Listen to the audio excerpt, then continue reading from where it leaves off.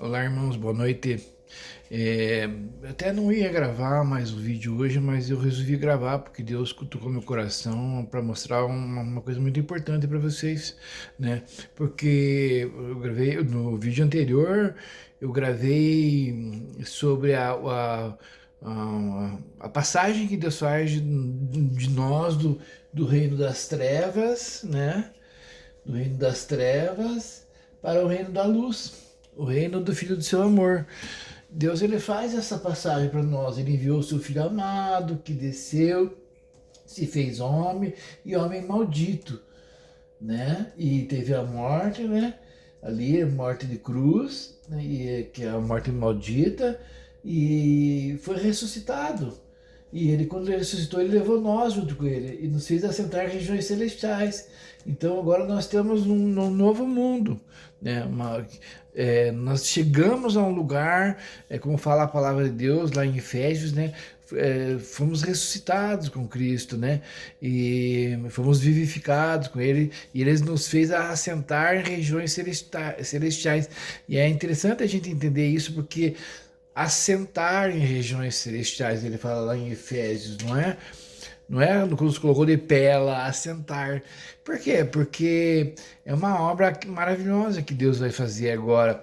E essa obra, ela é uma obra que é feita por Deus. Por isso que pela graça sois salvos. E isso não vem de vós, é dom de Deus, né? É, mas não foi por obras, mas para as boas obras, as quais Deus preparou de antemão para que andassem nela. Então, essa passagem que Deus faz para nós, eu quero falar sobre esse pedacinho aqui, ó. Nós estamos no mundo das trevas e sermos passados para o mundo da luz. Parece que é tão curto e é tão fácil isso, né? Mas isso aqui tem uma analogia muito profunda. Muito profunda. E é sobre isso que eu quero falar agora, nesse momento, para que a gente possa entender um pouquinho mais sobre essa situação. Para isso, Deus me fez eu trabalhar com uma camada mais profunda da Bíblia com vocês, para que vocês possam entender isso. Esse período aqui ele vai se referir ao deserto, né? Porque o que acontece? É uma analogia muito profunda aí. Deixa eu ler um versículo para vocês aqui, que está em Isaías 46, 10. E é muito importante esse versículo porque ele é uma chave bíblica muito forte essa. Isaías 46, 10, ele fala assim, ó, 9, eu vou ler o 9, daí vou ler o 10. Lembrai-vos das coisas passadas, desde a antiguidade, que eu sou Deus e não há outro Deus, não há outro semelhante a mim, que anuncia o fim desde o princípio e desde a antiguidade as coisas que ainda não sucederam, que digo, o meu conselho será firme e farei toda a minha vontade. Esse versículo é um versículo muito forte, porque ele fala o quê? Ele fala que Deus, ele fez, ele anuncia o que vai acontecer no futuro por meio do passado. No início, no princípio, no Bereshit, no início, no princípio, na lei ali, ele tá anunciando coisas que vão acontecer lá no futuro, em Apocalipse, coisas relativas ao nosso porvir, né? Então é muito importante a gente entender esse versículo. Lembre que ele é Deus, é um Deus dessa natureza, desse tipo, desse poder. Ele tem o poder de fazer isso. E ele colocou em enigmas isso na palavra dele. Porque vamos ler um outro versículo aqui. Amós 3:7. Olha que forte esse versículo aqui também. Certamente o Senhor Jeová não fará coisa alguma sem ter revelado o seu segredo aos seus servos, os profetas. Então, certamente, ele está falando aqui, Amós 3:7. Certamente o Senhor não fará coisa alguma sem ter revelado aos seus servos, os profetas. Então, o que Deus fez, ele revelou aos seus servos, os profetas. Está aqui. Então, tudo que vai acontecer já está na palavra de Deus. Não dá para a gente calcular alguma coisa, para a gente, eu vi isso, eu sonhei com isso, eu tive uma revelação disso, que não esteja pautada na palavra, que não esteja pautada na lei, nos salmos, no profeta. Não dá pra gente assim chutar algo, não é? Tem que estar na palavra. É disso que o Senhor está falando, ele já colocou lá. Então, para mim falar que vai acontecer uma coisa, que está acontecendo isso, eu tenho que mostrar que isso está na palavra. E isso é muito importante para nós, porque isso não deixa a gente errar. A gente não sai das escrituras. A gente percebe que a gente está no caminho certo, que a gente está firme na rocha. Quando a gente percebe isso. Deixa eu ler mais um versículo aqui. Amós, já lemos. Salmo 78, 2. Olha o que fala em Salmo 78, 2. Deixa eu ver aqui. Reis. Salmos 78, 2. Fala assim. No 1 ele fala assim: escutai a minha lei, povo meu, inclinai os vossos ouvidos às palavras da minha boca. Olha que importante isso. Daí no 2 ele fala: abrirei a minha boca numa parábola, proporei enigmas da antiguidade, abrirei a minha boca numa parábola e proporei enigmas da antiguidade. Então ele vai falar pelos profetas, e o que ele vai falar que vai acontecer no futuro já está na palavra, está em enigmas e em parábolas. Isso, né? Ou sombras. A gente vai pegar, por exemplo, Hebreus 10:1. Hebreus 10:1 vai falar o quê? Que a lei é sombra dos bens vindouros. Sombra, o que que ela é? A sombra eu tenho a minha mão aqui, a luz tá lá, ela vai fazer uma sombra aqui em mim, né? Aqui dá para ver a sombra da minha mão, mas não dá para ver os detalhes, né? Que eu tô com uma aliança, que eu tenho uma unha, que tem as fissuras aqui no meu dedo. Não dá para ver isso pela sombra, mas na realidade dá para ver isso. Então, tem muita coisa que está ali rudimentar, que está acontecendo com nós agora, que está em rudimentos na lei, nos profetas, nos salmos, na palavra de Deus. Então, quando a gente está falando daqui, talvez aqui vocês não vão conseguir ver agora, ou talvez não, daqui, desse pedaço, da gente ser transportado do reino das trevas para o reino da luz, que a gente vai nascer de novo, por meio de crer no Senhor Jesus Cristo, esse período aqui, ele tem uma analogia, ele tem uma figura sobre isso. E essa figura, ela tá lá no Êxodo, né? A gente não tem o Êxodo. Lá no tempo do deserto, não tinha, eles não estavam cativos no Egito, não estavam servos no Egito. Isso é uma figura, um símbolo de nós agora. Nós estamos cativos, nós estávamos cativos aqui no reino, nesse reino onde nós éramos escravos, né? Das nossas paixões, como fala lá em Efésios, né? Cada um veio da carne, das paixões, né? Nós estávamos escravos. E lá no Egito tinha o faraó, não tinha. Então agora nós temos, o Egito é símbolo do mundo. E Faraó é símbolo de Satanás, que nos mantém cativos, né, por meio do pecado. Mas lá no Egito, naquele tempo, Deus levantou um libertador, né? Não levantou um libertador, levantou Moisés. E Moisés, ele é uma figura de quem? É de Cristo, é uma figura de Cristo. Então, então a gente tem que entender que esse período aqui, ele é similar ao que aconteceu lá. O que aconteceu naquele período da retirada do povo do Egito para a entrada na Terra Prometida. Então ali, aquele período ali vai falar muita coisa importante sobre as nossas vidas. Vai falar muita coisa do que acontece conosco agora. E a gente não pode negligenciar isso, senão a gente não vai entender o processo do que está acontecendo. A gente vai achar que estamos largados, que não está acontecendo nada e tal. E por isso eu queria ler uma passagem com vocês aqui, lá em Êxodo, não, Deuteronômio, perdão, Deuteronômio 8. Deuteronômio 8, 2 ao 4. o Deuteronômio 8, 2 ao 4, que vai falar relativo àquele tempo lá do deserto, onde Deus está retirando o povo da servidão, da escravidão, e está conduzindo para o deserto conduzindo para a terra prometida, né? Então, em Deuteronômio 8, vai falar assim, no versículo 2: E te lembrarás de todo o caminho pelo qual o Senhor teu Deus te guiou no deserto estes 40 anos, para te humilhar e te tentar, para saber o que estava no teu coração, se guardarias os seus mandamentos ou não. E te humilhou e te deixou ter fome, e te sustentou com o maná, que tu não conheceste, nem teus pais o conheceram, para te dar a entender que o homem não viverá só de pão, mas que de tudo que sair, de tudo que sai da boca de Deus, da boca do Senhor, viverá o homem. Olha que forte isso aqui. Então, Deus ele tem um propósito nesse intermeio. Ele vai fazer o que? Aqui a gente leu aqui no versículo 2.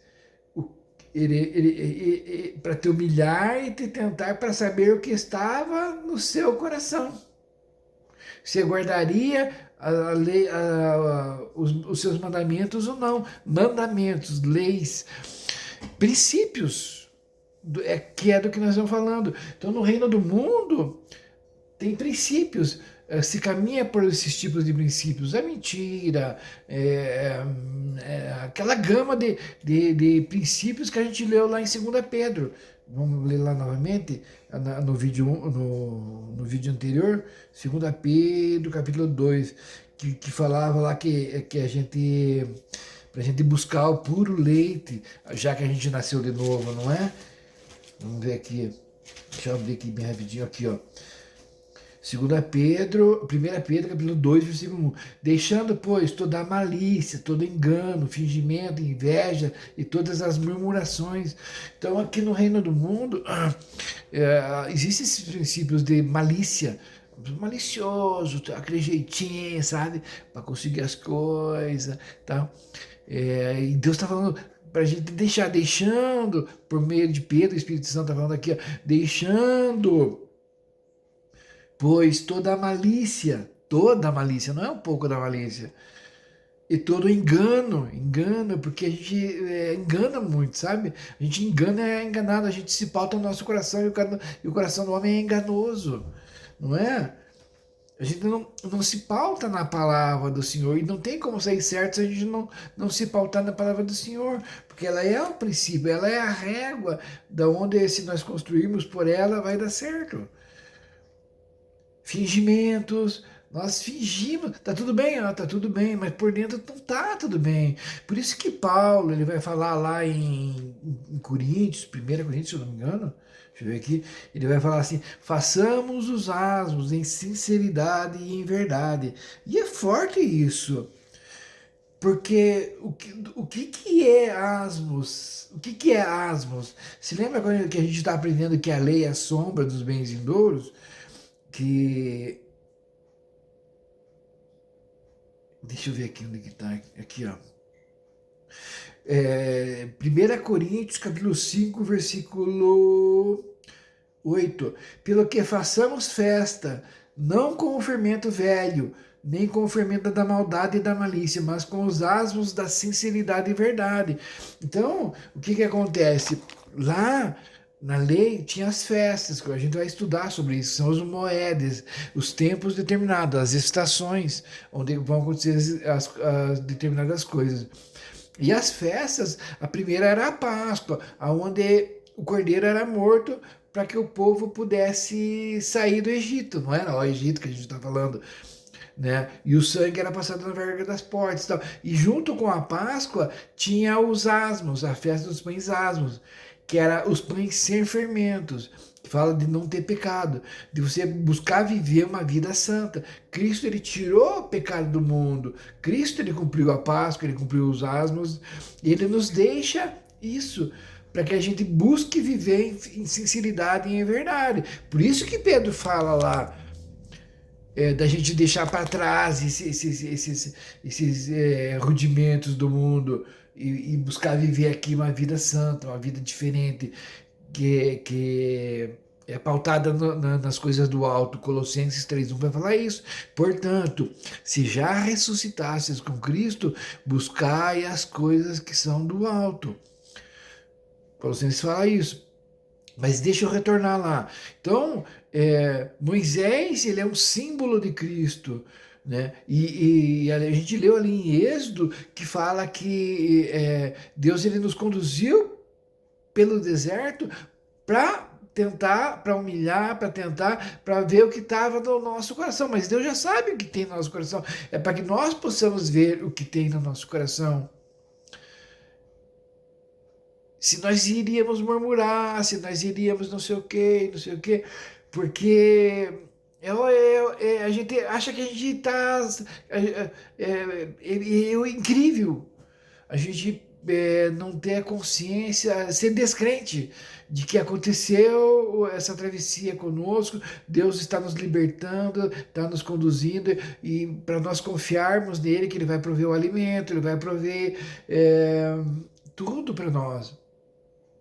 Nós não estamos largados, mas nós vamos passar por dificuldades para que se perceba se nós realmente cremos no Senhor ou não. Lá em Hebreus, ele vai falar assim que o povo não pôde entrar por causa da incredulidade, por causa do duro coração de incredulidade. A primeira geração não entrou por conta disso. Então, foi tão fácil no primeiro vídeo falar: olha, Deus fez isso aqui, nos tirou do império das trevas e nos colocou no império do Filho do seu amor. Mas isso tudo é pela fé. Olha, vamos aumentar um pouquinho a revelação, tá? Eu vou aprofundar um pouquinho. Aqui, então, nós estávamos saindo do deserto, saindo do Egito, pelo deserto, então nós estamos ressuscitados com Cristo, como fala lá, né, em Colossenses. Portanto, se já ressuscitastes com Cristo, buscai as coisas que são do alto. Então, e isso é pela fé. Porque esse êxodo aqui vai estar acontecendo e vai acontecer novamente. Porque aqui é uma ressurreição. Isso que vai se dar mesmo no final da era, no início do milênio. O Senhor vai vir e vai ressuscitar e vai nos tirar daqui, vai nos arrebatar. Nós vamos ter essa ascensão aqui para esse nível maior. Mas isso já está acontecendo pela fé. Vocês conseguem entender que é pela fé? Porque se nós não entender isso, nós vamos viver, parece que não está acontecendo nada, parece que está, né? Mas isso já está acontecendo. E tem coisas maravilhosas nesses entremeios aí. Por isso que eu trouxe essas questões. Moisés, por exemplo, ele passou com o povo 40 anos no deserto, né? 40 anos. E quando a gente a gente faz uma conta dos 40 anos segundo os jubileus, porque jubileu é o ano da libertação, né? São os ciclos, isso que vai falar, 50 anos, 50 vezes 40, 5 vezes 4, 20, são 2.000 anos. O tempo dessa peregrinação. 2.000 anos, não é bem redondo ali, porque a contagem exata a gente não tem. Mas isso dá pra gente ter uma base. Jubileu, o que é? Deixa eu falar de jubileu. É que essas coisas são mais pra frente. A gente vai entrar para aprofundar um pouco mais, mas eu já vou dar um pouquinho. Na verdade, essas coisas que eu já tô falando são um pouquinho mais pesadas, é um alimento um pouquinho mais forte. Mas eu vejo assim, Deus me falou assim: vocês vejam, você está na mesa, tem os nenéns, né, que eu tenho neto, e daí os meus netos estão na mesa, eles estão mamando, eles estão comendo um caldinho só de feijão, não estão comendo muita coisa ainda, porque eles são pequenos, mas nós estamos comendo uma comida grossa ali. E nós comendo aquelas comidas grossas, aquela comida gostosa, forte, a feijoada, as coisas mais pesadas, o neném está na mesa e está sentindo o cheiro. E isso atiça nele aquela vontade. Nossa, porque ele parece que é tão gostoso. Ele não pode comer no momento, mas ele vai poder comer.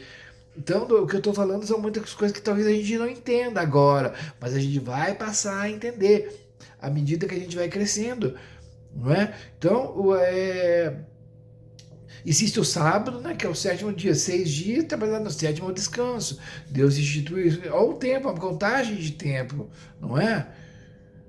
Existia a eternidade, e de repente, na eternidade, que não tem começo e nem fim, Deus começou um tempo.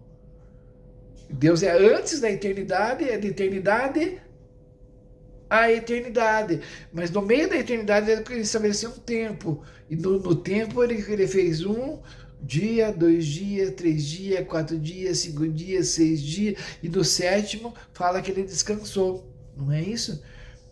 Que é o sábado. Mas não tem só o sábado semanal. Tem cada 6 anos, o sétimo ano era um ano de descanso, que é o Shemitah. Fala de tempos, isso é profundo, isso é feijoada, é muito bom a gente conhecer sobre isso, porque a gente vai conhecer ciclos. Então tinha o Shemitah, mas não tinha só o Shemitah também, o ano sabático. Quando o povo vivia 49 anos, no 50º ano era o ano de jubileu. Tudo que era vendido de escravo, tudo que deu problema, que não sei o que, as terras, você ficou devendo, tudo, chegava no jubileu, zerava. Dava como é que se chama? É restart? Não, é o start lá, vamos zerar e vamos começar de novo. Então era mais ou menos assim. Por que Deus fez isso? Porque quando o homem caiu, ele estava encarregado da terra, ele perdeu para Satanás. E Satanás ficou com a terra. Mas a terra é do Senhor. Está escrito lá, quando a gente vai ler, em relação ao jubileu, a terra é minha. Ele falando. Então quando chegar nos 50 anos, referente a jubileus, que a gente faz uma contagem desse tempo aí, ela vai ter que retornar para o Senhor, que é o milênio daí. É onde vai começar, vai passar essa era e vai vir o reino milenar de Cristo. Depois vem o reino milenar de 1000 anos, e no final do reino milenar vem o grande trono branco, né? E daí entra na eternidade. São coisas mais profundas isso, mas a gente vai falar, a gente vai entrar nessas coisas lá para frente, mas eu estou dando um pequeno começo. Então esse êxodo ali, a gente vê, a grosso modo, lá na Bíblia, a gente vê lá o êxodo do povo saindo de Israel, saindo do Egito para ir para a Terra Prometida, né? E é interessante que Moisés com 120... Então veja bem, deixa eu só pegar mais um gancho aqui. Quando eles saem do Egito, quando a gente vai estudar bem a Bíblia, a gente vai ver que quando chega a 50 dias, eles chegam no Monte Sinai. E lá no Monte Sinai, Deus faz uma aliança com o povo. E uma aliança de sangue. Moisés parte de sangue lá, faz o casamento do povo com Deus e tal. Lá em Jeremias fala sobre isso. E então houve uma aliança, e ele vai subir no monte, e tem labaredas de fogo e trovão e tal, e tudo lá, não é isso? E agora veja, com o Senhor Jesus ali, depois de 50 dias vem o quê? O Pentecostes, onde está reunido ali o povo e tem labaredas de fogo, tem tudo ali, não é? Vocês estão entendendo? Mais ou menos, tem uma analogia muito profunda. Mais tarde a gente vai entrar detalhadamente nisso. E vocês vão ver que lindo que é, e como é maravilhoso, como Deus escreve no princípio o que vai acontecer no final. Moisés, ele morreu com 120 anos, não é? E aí quem que assume? Josué. E Josué, quando a gente vai ver o nome de Josué, é Yoshua, né? Yehoshua, que é Jesus. E é Josué que introduz o povo na terra prometida, sabe? E Josué chega com o povo lá, e aí tem um Jordão para eles atravessar, a arca vai na frente, o rio se abre, é uma figura do céu se abrindo. É muita coisa que tem para a gente conversar, sabe? Mas isso já é escatologia. A gente vai conversar sobre isso mais lá na frente. Mas importa a gente entender essas coisas, porque parece que é tão simples quando a gente falou sobre essa transposição que Deus faz de nós para o império da luz, não é? Do império das trevas para o reino da luz. Está na palavra isso. A gente viu lá em Efésios. Só que aqui a gente pode pegar isso aqui e estender ele e começar a ver o que aconteceu em cada momento. E puxar isso para a nossa vida, para a gente entender o que está se passando conosco. E isso nos dá uma luz tão grande, nos dá um conhecimento tão grande, isso, mas não olhando a sombra, sabe? Não olhando a sombra, olhando a realidade da sombra. Não é? Porque lá é que nem a gente falou em Hebreus 10:1, né? Que a lei é sombra dos bens vindouros. Deixa eu ler aqui bem rapidamente para a gente finalizar esse vídeo agora, noite que eu acredito que eu já passei o que eu queria passar. Porque tendo a lei a sombra dos bens futuros e não a imagem exata das coisas, nunca pelos mesmos sacrifícios que continuamente se oferecem a cada ano, pode aperfeiçoar os que a ele se chegam. Né? E aí ele vai entrar no mistério dos sacrifícios, que antigamente era sacrifício de bois, de cordeiros, aquele sacrifício de sangue lá de animais, né? Por sacrifício perfeito, a troca do sacerdócio levítico para o sacerdócio de Melquisedeque.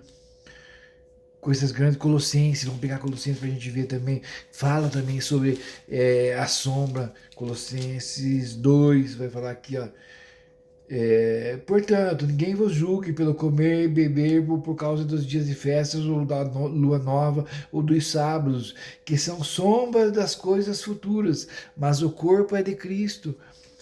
Então, lá na lei, nos livros lá de antigamente, foi colocada uma sombra de Cristo. E a gente precisa não olhar para a sombra, mas para Cristo, sabe? E para isso, a gente precisa ter essa conversão a Cristo. Senão a gente não consegue enxergar, né? Deixa eu ler mais um versículo aqui para a gente finalizar. Então, 2 Coríntios, quer ver como é importante isso? Se a gente ficar olhando para a sombra, se a gente não tiver uma conversão real para Cristo, a gente fica olhando para a sombra, porque tem um véu tampando. Ó, 2 Coríntios, capítulo 3, versículo 14. Vamos ler antes. Capítulo 3, versículo 13. E não somos como Moisés, que punha um véu sobre a sua face para que os filhos de Israel não olhassem firmemente para o fim daquilo que era transitório, para o fim daquilo que era transitório. Mas os seus sentidos foram endurecidos, porque até hoje o mesmo véu está por levantar na lição do Velho Testamento, o qual foi por Cristo abolido. E até hoje, quando é lido Moisés, o véu está posto sobre o coração deles. Mas quando se converterem ao Senhor, então o véu se tirará. Então, do que nós estamos falando? Dessa conversão ao Senhor, dessa percepção do nosso Senhor Jesus Cristo de uma forma segundo as Escrituras. Para isso, nós temos que nos livrar dos rudimentos do mundo, dos princípios do mundo, porque não é algo teórico, é algo que tem que ser vivido. Por isso que Pedro traz nos admoesta aqui, a largar aqueles princípios. Ele não está falando só uma opção para nós, ele está falando assim, ó, por isso, deixando de lado. Porque deixando, pois, toda a malícia e todo engano, se você não deixar a malícia, se você não lutar contra isso, contra a malícia, contra o engano, contra o fingimento, contra a inveja, as murmurações, e tem mais coisas ainda que a gente precisa largar. Aquele que quer conhecer o Senhor, aquele que quer ter intimidade com o Senhor, aquele que quer se converter ao Senhor. E a partir do momento que Deus percebe em nós esse coração quebrantado e contrito, o véu sai e a gente começa a conhecer realmente as coisas do Senhor. E é lindo. Nossa, a visão do Senhor, ela modifica. Paulo, quando teve uma visão do Senhor, se transformou daquele homem que perseguia e matava num homem abençoado. Né? Não só Paulo, como todos, né? Eu, o Jorjão, né? Você, todos nós, né? A palavra de Deus diz assim que, lá em Romanos, que a natureza, ela clama pelo aparecimento dos filhos de Deus, né? Imagine, pelo aparecimento dos filhos de Deus. Bom, então vamos terminar aqui essa aula para que a gente tenha esse gostinho, esse aroma dessas coisas maiores, essa alimentação que o Senhor tem na mesa dele, que são maiores para nós. Não se limite, não entenda, tem muito mais do que você imagina, muito mais do que você conhece. Por isso que a gente começou com Romanos lá atrás. Eles já tinham fé, eles já se ademoestavam uns aos outros, mas Paulo veio trazendo uma profundidade maior nas revelações. E isso faz com que a gente tenha uma visão melhor do Senhor, sabe? O cego pode vir, as curas do Senhor eram sinais, curar o cego, sabe?